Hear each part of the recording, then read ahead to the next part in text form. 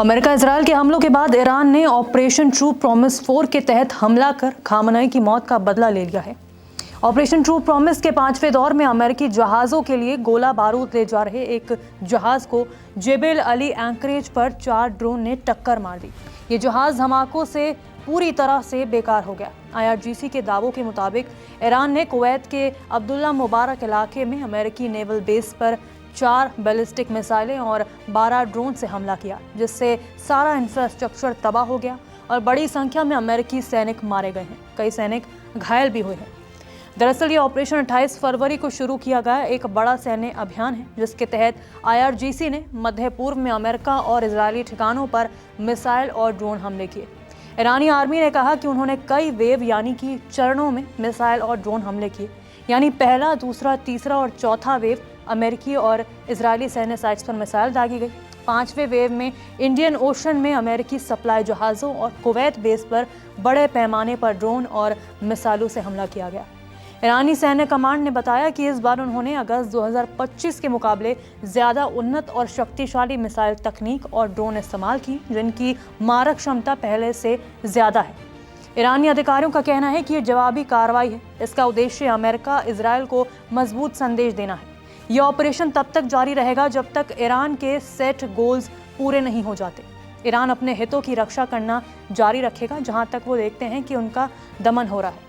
Iran के इस कदम से अमेरिका और उसके सहयोगियों के बीच तनाव चरम पर पहुंच गया है। आपको बता दें कि ट्रू प्रॉमिस नाम ईरान द्वारा अपने जवाबी सैन्य अभियानों के लिए इस्तेमाल किया गया है।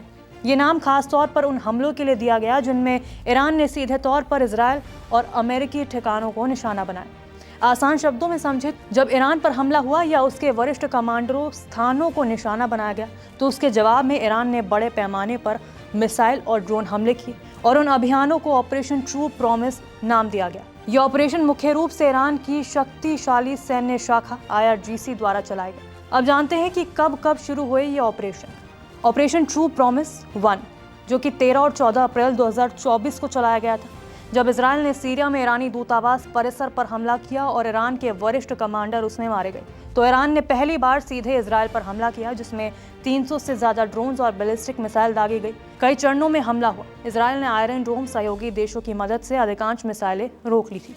उसके बाद ऑपरेशन ट्रू प्रॉमिस 2, जो कि 2025 में हुआ।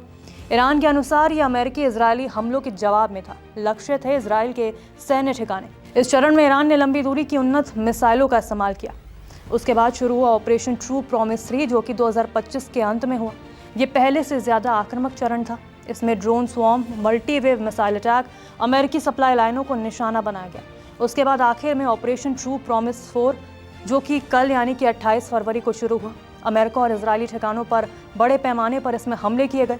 कतर, कुवैत, बहरीन की अमेरिकी बेसेस निशाने पर थे। इजरायल के सैन्य ठिकाने, समुद्री सप्लाई जहाज पर भी हमला किया गया। इसे अब तक का सबसे बड़ा चरण बताया गया। इसका मतलब ये है कि ये केवल एक हमला नहीं, बल्कि सीरीज ऑफ रिटेलिएशन ऑपरेशंस है। हर अगला चरण पहले से ज़्यादा आक्रामक और तकनीकी रूप से उन्नत बताया गया। इसमें मध्य पूर्व में सीधा ईरान इजरायल US संघर्ष खुलकर सामने आ गया है। नमस्कार, मैं हूं मानक गुप्ता। अगर आपको हमारा ये वीडियो पसंद आया हो तो इसे लाइक और शेयर जरूर करें, और हाँ, हमें सब्सक्राइब और फॉलो करना ना भूलें, ताकि आप देश और दुनिया की कोई खबर मिस ना करें।